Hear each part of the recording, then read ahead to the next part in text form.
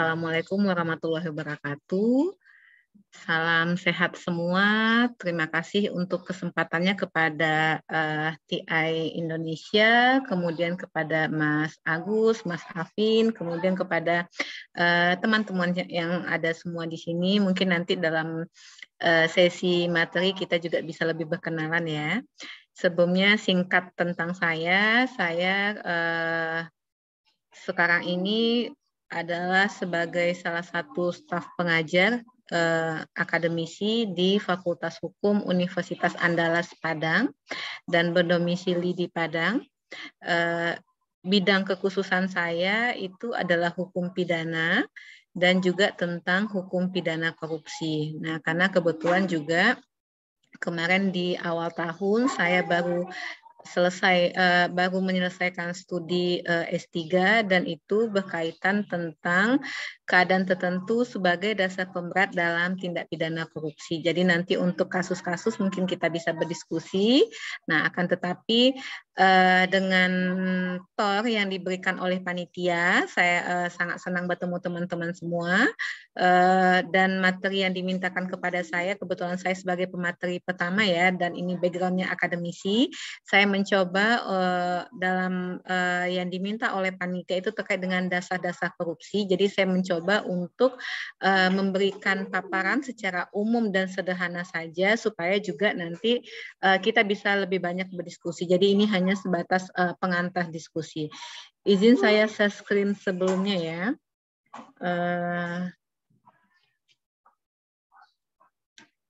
Sudah kelihatan paparan slideshow saya? Materi saya sudah kelihatan?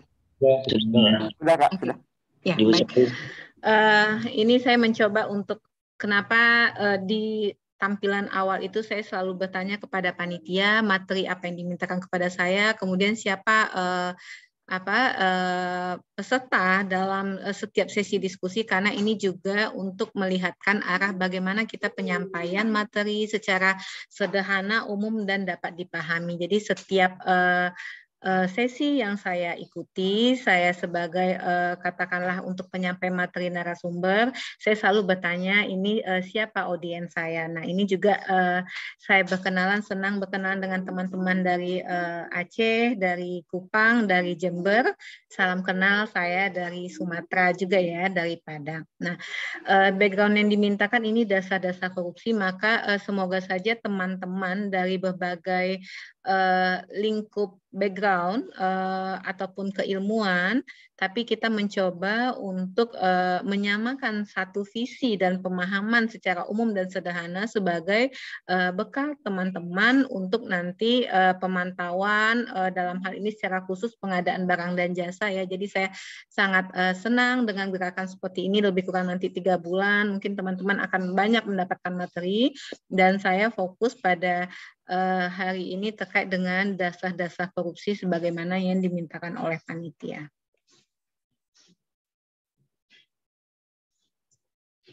Oke, sebelumnya ketika kita berbicara tentang korupsi, mayoritas kita ketika ditanyakan mungkin nanti juga menarik kalau ada brainstorming atau games ya di tengah jalan.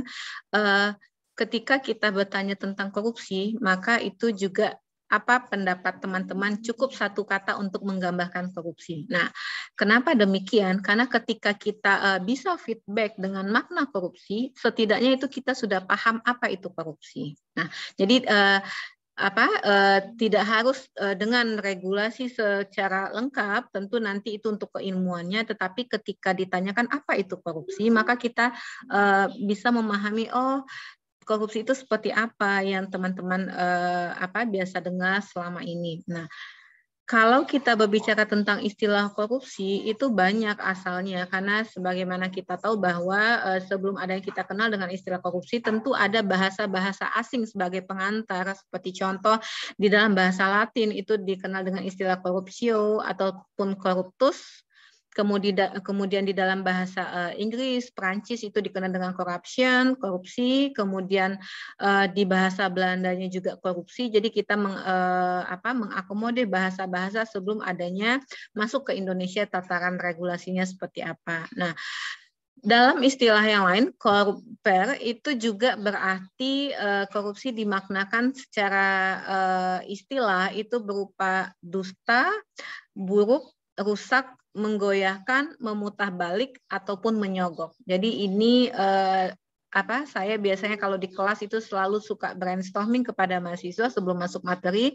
Ketika kita bertanya tentang korupsi, maka kita bisa memfeedback satu kata saja untuk mewakili korupsi. Dan itu ketika sekarang ini ada 30, katakanlah tadi saya bertanya kepada Mas Agus partisipannya, audiensnya, maka itu bisa berkembang apa arti kata korupsi itu dalam 30 pemaknaan oleh teman-teman. Nah, ini juga akan nanti bisa di-share untuk brainstorming lebih lanjutnya. Nah, kemudian dalam arti luas, korupsi itu berupa penyelewengan atau penggelapan. Nah, yang dalam hal ini apa yang digelapkan? Penyelewengan dalam hal apa? Ini berkaitan tentang uang negara atau perusahaan atau juga sebagainya untuk kepentingan pribadi dan orang lain. Jadi ini karena background-nya adalah dasar terlebih dahulu, maka kita harus menyamakan persepsi seperti apa itu korupsi dalam tataran yang sederhana. Kemudian dalam hal lebih lanjutnya, korupsi itu berupa hal yang busuk, rusak, kemudian suka memakai barang atau uang yang dipercayakan kepadanya dengan background tadi penggelapan, kemudian dapat disogok melalui kekuasaannya untuk kepentingan pribadi. Jadi ini lebih kurang cakupan istilah korupsi dalam hal yang lebih luas. Jadi tidak hanya kepada satu kata, tapi juga bisa dalam satu kalimat. Jadi ini nanti juga bisa menjadi ide teman-teman untuk dalam hal bermain. Jadi kita mengupayakan penyampaian materi itu secara santai dan sederhana, tetapi dapat dipahami. Jadi dengan satu kata korupsi dikembangkan dalam 30 kata, kemudian nanti juga bisa pesan berantai, kata berantai dalam hal satu kalimat, dan bahkan nanti barulah kita merujuk kepada regulasi. Nah, kemudian korupsi merupakan hal yang luar biasa. Kita mengenal dengan extraordinary. Kenapa? Ada 3 komponen. Kenapa korupsi itu menjadi sesuatu yang luar biasa, yang kalau dengan istilah sekarang itu viral, happening. Semakin banyak regulasi, semakin banyak penegakan pemberantasan, tetapi korupsi juga masih belum hilang di muka bumi, apalagi di Indonesia. Nah, tetapi kita tidak masuk ke dalam ranah itu. Dalam hal korupsi dengan hal yang luar biasa, karena yang pertama dia terkait dengan uang rakyat atau harta negara yang harus digunakan sesuai dengan kehendak rakyat atau peraturan perundang-undangan yang dibuat oleh negara.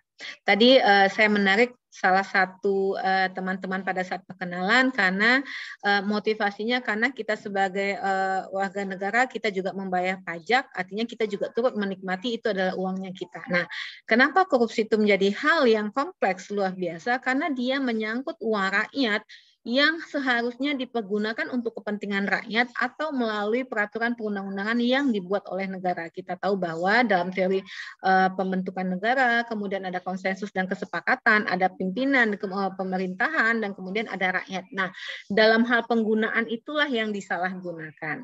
Kemudian yang kedua, korupsi ini dalam hal merupakan penyakit masyarakat yang menghancurkan sebuah negara bila tidak segera dibentuk.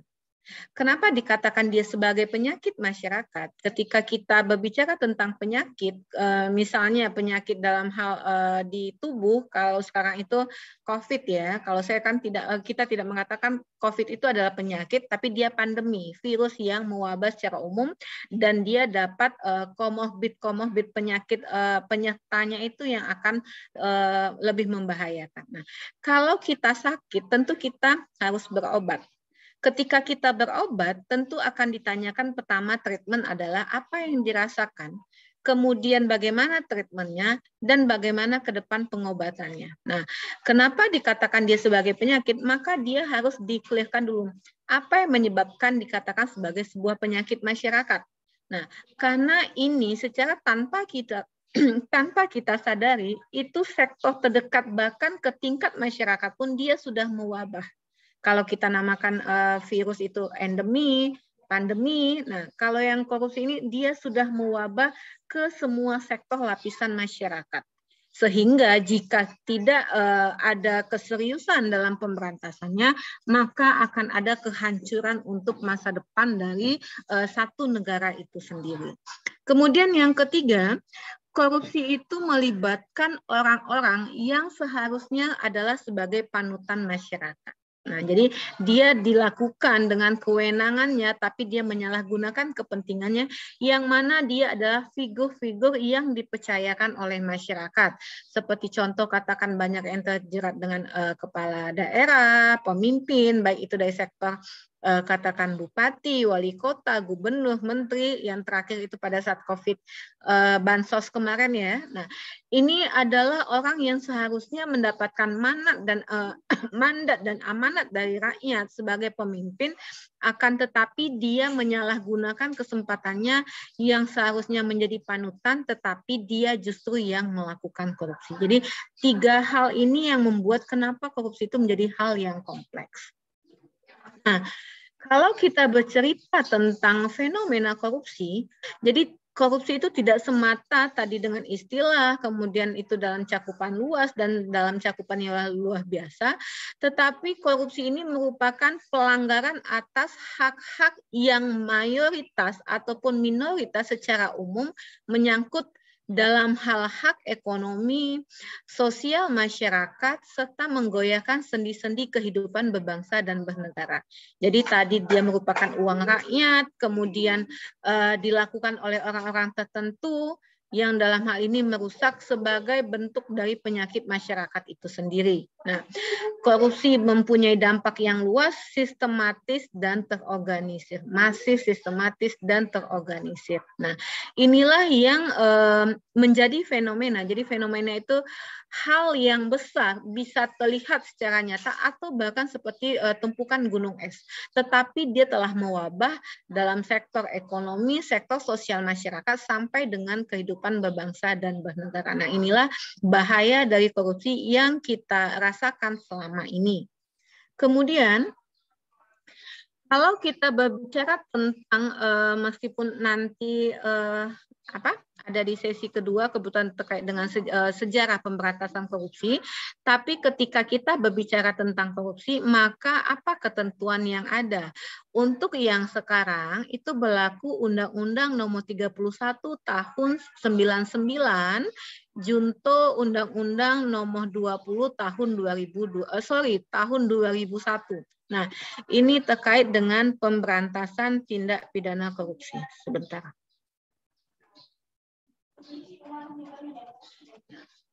Kekhilafan ya. Nah, dalam hal penjelasan umum dikatakan bahwa mengingat korupsi di Indonesia terjadi secara sistematik dan meluas sehingga tidak hanya merugikan keuangan negara tetapi juga telah melanggar hak-hak sosial dan ekonomi masyarakat secara lebih luas, maka pemberantasan korupsi perlu dilakukan dengan cara yang luar biasa. Nah, ini yang tergolong dalam pemahaman di penjelasan umum Undang-Undang Pemberantasan Tindak Pidana Korupsi. Nah, kemudian turunan dari penjelasan umum tadi, maka kita dapat mengidentifikasinya. Yang pertama, dia merupakan kejahatan yang luar biasa, seperti yang tadi sudah saya paparkan di depan. Kemudian dia memerlukan penanganan yang spesifik dan menyeluruh. Dalam hal ini bertujuan untuk dapat dilakukannya pencegahan maupun pemberantasan. Jadi kalau dalam penegakan, dalam hal itu pemberantasan, itu sudah masuk ke dalam aspek hukumnya.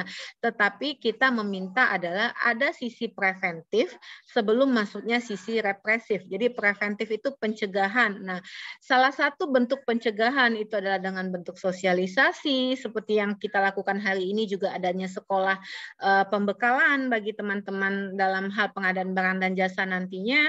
Nah, ini salah satu untuk bentuk memberikan edukasi kepada masyarakat. Kalau kita adalah agent of change dari masyarakat dalam hal terbentuk agen-agen tertentu, NGO, LSM ataupun komite-komite masyarakat sipil. Nah, ini adalah sebagai bentuk pencegahan. Kemudian ketika dia sudah terjadi, maka itu masuk kepada penindakan dalam hal represif, pemberantasan. Maka di sanalah berlaku bekerjanya satu lembaga penegak hukum yang didasarkan pada regulasi. Kemudian Dalam fenomena tersebut, maka perkembangan tindak pidana korupsi di Indonesia secara terus-menerus meningkat dari tahun ke tahun. Teman-teman dapat melihat bagaimana data yang ada di launching oleh Kejaksaan dan KPK, itu laporan tahunan dalam hal pemberantasan tindak pidana korupsi, baik itu dari perkara setiap tahapannya sampai dengan putusan itu ingkrah. Jadi kita melihat banyak setiap tahunnya itu kasus-kasus tindak pidana korupsi yang terjadi di Indonesia. Ada peningkatan dari jumlah kasus yang terjadi, kemudian ada peningkatan dari jumlah kerugian keuangan negara, kemudian akibat dari tindak pidana tersebut yang dilakukan dengan semakin sistematis. Artinya modus operandinya, salah satu cara bekerjanya, bagaimana melaksanakan tindak pidana korupsi tadi, melakukan kejahatan tadi, semakin berkembang dari masa ke masa. Nah, kemudian korupsi yang dilakukan tersebut telah menimbulkan kerugian negara yang besar setiap tahunnya. Jadi ini dampak yang dirasakan dalam hal penegakan hukum dalam pemberantasan tindak pidana korupsi.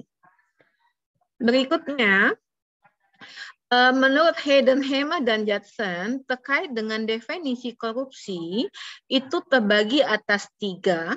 Yang pertama merupakan public office center, kemudian yang kedua market center, dan yang ketiga public interest center. Nah, dalam definisi ini mencakup keseluruhan aspek dari tindak pidana korupsi.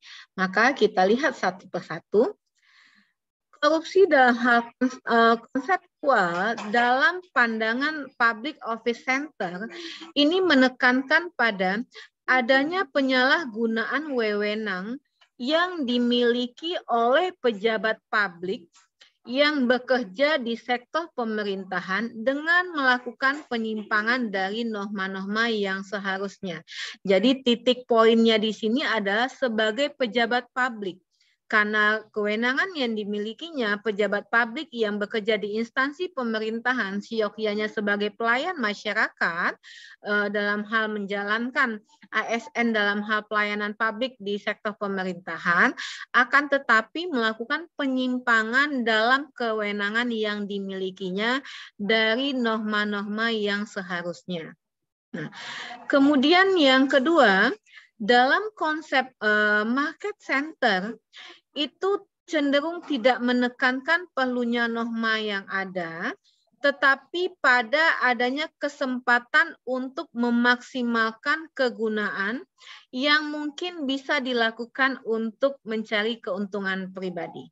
Jadi dalam hal ini dia pelaku melihat peluang-peluang yang ada dalam untuk mencari keuntungan yang bersifat pribadi ataupun keuntungan dalam hal sektor orang lain. Jadi dia tidak menekankan lagi pada pelanggaran norma yang dimiliki, tetapi dia lebih aspek kepada adanya potensi-potensi kesempatan yang bisa dia miliki.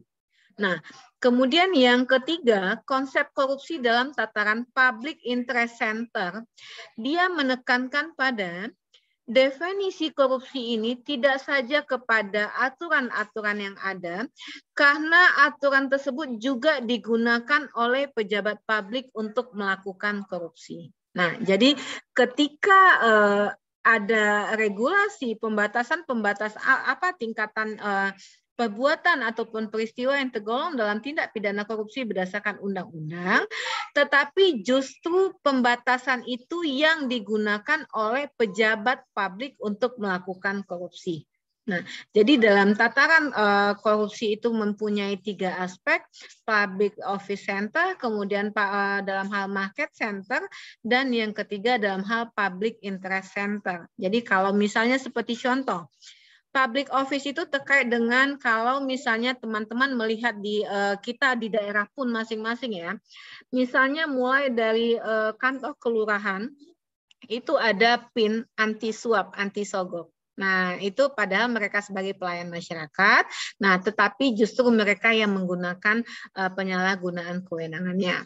Kemudian kalau dalam konsep market center, dia mempunyai dalam hal kesempatan-kesempatan adanya dagang pengaruh atas kepentingan yang ada. Nah, kemudian dalam hal pemahaman yang sederhana dalam public interest center, dengan regulasi yang ada, justru dia memainkan regulasi itu untuk melakukan korupsi. Ini kita kenal juga kalau misalnya dalam sektor aparat penegak hukum, itu judicial corruption. Jadi karena dia dalam hal penegakan hukum, tetapi dia yang melakukan pelanggaran hukum. Dalam hal ini adalah pelanggaran dalam sektor korupsi. Jadi ini pemahaman korupsi yang harus kita dudukkan bersama, seperti apa konsep yang dimiliki dalam satu istilah dan definisi korupsi tersebut. Kemudian, kalau kita bercerita tentang tadi regulasi Undang-Undang 3199 Junto 20 2001, maka yang dimaksud dengan korupsi itu adalah terbatas pada yang dikatakan tindak pidana korupsi dalam undang-undang ini. Nah, dalam undang-undang ini ada 7 tindak pidana korupsi dan ada 6 tindak pidana lain yang berkaitan dengan tindak pidana korupsi. Secara keseluruhan, mereka masuk ke dalam 30 tindak pidana yang tergolong dalam tindak pidana korupsi sebagaimana dalam tataran regulasi. Nah, untuk yang pertama, apa itu yang dimaksud dengan tindak pidana korupsi? Yang pertama, korupsi dalam hal kerugian keuangan negara. Kemudian yang kedua, korupsi dalam hal suap menyuap. Yang ketiga, korupsi dalam hal penggelapan dalam jabatan. Yang keempat, adanya pemerasan. Yang kelima, adanya perbuatan curang. Kemudian yang keenam, adanya benturan kepentingan dalam pengadaan. Nah, ini juga mungkin nanti akan lebih menarik juga jika teman-teman kaji dalam hal pengadaan barang dan jasa. Kemudian yang ketujuh, gratifikasi. Jadi ini 7 kategori tindak pidana korupsi yang tergolong sebagai tindak pidana korupsi dalam tataran regulasi. Apakah sebatas pada itu saja? Tentu tidak. Ada 6 tindak pidana lain yang berkaitan dengan tindak pidana korupsi. Yang pertama, merintangi proses pemeriksaan korupsi. Kita kenal dengan obstruction of justice, OJ. Kemudian yang kedua, tersangka tidak memberikan keterangan dalam hal harta kekayaan. Kita ingat bahwa dalam prinsip hukum, dalam hukum acara, tersangka mempunyai hak untuk diam ataupun menyangkal. Akan tetapi itu menjadi nanti pertimbangan hakim dalam hal sektor di pertimbangan ataupun hal yang meringankan atau dalam hal-hal yang memberatkan di diri si terdakwa di persidangan. Akan tetapi ketika dia tidak memberikan keterangan mengenai harta kekayaannya, maka masuk dalam sektor tindak pidana korupsi. Seperti contoh bahwa setiap pejabat itu harus melaporkan laporan harta kekayaan setiap tahunnya. Kemudian juga kalau di hal pajak itu kita melaporkan SPT tahunan. Nah, ini untuk bisa menilai harta yang dimiliki, kemudian pengembangan dalam dalam kurun waktu 1 tahun, apakah ini adalah kekayaan yang memang patut atau tidak. Nah, ini yang akan berkembang nantinya. Kemudian ada yang ketiga, pihak bank yang tidak memberikan keterangan dalam hal pemberian rekening tersangka. Bank mempunyai hak untuk menyimpan rahasia bank, tetapi dikecualikan terhadap rekening nasabah ataupun adanya dugaan dalam hal dia terkait dalam proses hukum yang sedang ditangani, baik itu di tingkat penyelidikan, sidik ataupun persidangan. Nah, ini biasanya untuk tracking aliran transaksi keuangan. Kemudian saksi atau ahli yang tidak memberikan keterangan atau dia memberikan keterangan secara palsu. Jadi seseorang yang dimintakan sebagai ahli itu saksi adalah yang mendengar, melihat, ya, dan yang mengalami. Kemudian kalau ahli dia memberikan keterangan sebagai salah satu alat bukti dalam KUHP, Kitab Undang-Undang Hukum Acara Pidana pasal 184, yang mana ahli itu adalah diakui karena pendidikannya atau karena pekerjaannya. Jadi kalau biasanya kalau misalnya kita di sektor hukum itu biasanya berpengalaman lebih kurang 15 tahun menggeluti profesi ataupun kekhususan keahlian yang dimiliki. Nah, ini tetapi dia tidak memberikan keterangan atau dia memberikan keterangan palsu. Kalau dalam hukum pidana konvensionalnya, maka keterangan palsu ini juga dapat dipidana dengan ketentuan KUHP. Tetapi dalam hal ini dia masuk ke dalam sektor tindak pidana korupsi. Kemudian adanya memegang rahasia jabatan tetapi tidak memberikan atau tidak memberikan keterangan, atau dia memberikan tetapi yang diberikan adalah keterangan palsu. Jadi bagi orang-orang yang diamanatkan oleh tataran regulasi, dia harus memegang rahasia jabatan, tapi ada pengecualian seperti halnya juga tadi rahasia bank. Kemudian saksi yang membuka identitas pelapor. Nah, kita tahu bahwa dalam hal bentuk partisipasi masyarakat, dalam pelaporan tindak pidana korupsi, baik itu bisa di kepolisian, di kejaksaan, ataupun di tataran KPK, setiap masyarakat itu berhak untuk melaporkan adanya dugaan peristiwa tindak pidana korupsi disertai dengan bukti-bukti yang cukup. Nah, akan tetapi identitas si pelapor ini harus dilindungi. Jadi tidak boleh dibuka sampai dengan prosesnya selesai ataupun untuk selamanya. Karena ini menyangkut kepada amanat undang-undang untuk tidak membuka identitas pelapor karena dalam hal pemeriksaan yang kompleksitas terkait dengan kasus korupsi.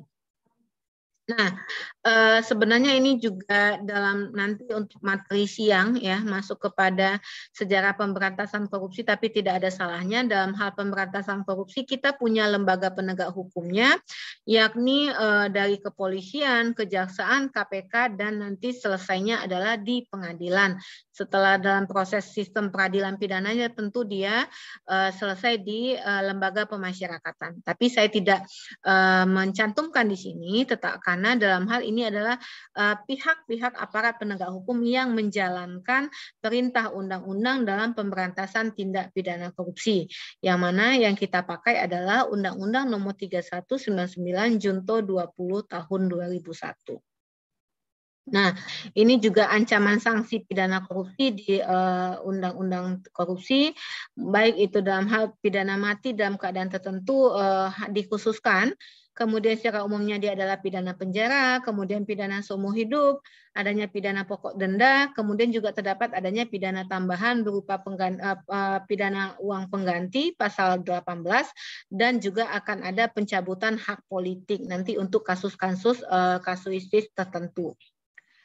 Nah, ini juga dalam sektor pencegahan tindak pidana korupsi ini yang dilakukan saya sebagai sumbangsi dari akademisinya dalam sektor sekolah dan partisipasi masyarakat. Jadi sekolah tidak hanya dalam sektor formil, tapi ini kita mengatakan tadi juga Mas Agus mengatakan ini dalam dirangkum dalam bentuk sekolah ya.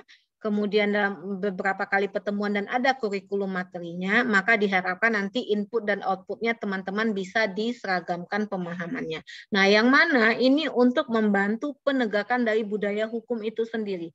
Menanamkan semangat pemberantasan anti korupsi dalam basis kalau kita kenal dengan sekarang itu teman-teman dalam generasi muda, dalam hal ini untuk memberikan pemahaman dan untuk dalam hal secara berkesinambungan untuk menegakkan kita kenal semangat pemberantasan korupsinya.